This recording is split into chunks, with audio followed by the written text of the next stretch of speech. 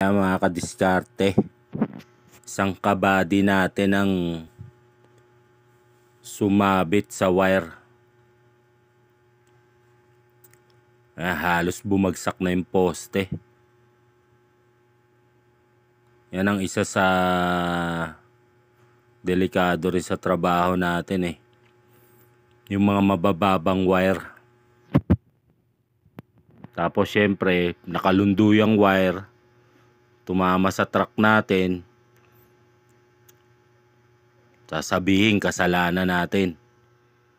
Yan, kitang kita naman, major highway yan, daanan talaga ng malalaking truck yan, matataas na truck. Bakit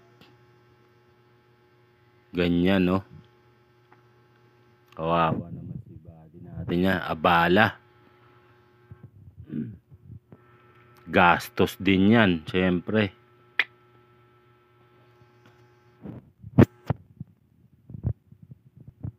Ayan, kung dumaan ako uli, nadaanan ko na ialis na si body doon. Pero ilang truck ng Meralco ang nandyan na mag-aayos. Nasa 7 truck yata nila yung andyan, nakahalera. Ayan, mga body, ingat lagi sa biyahe.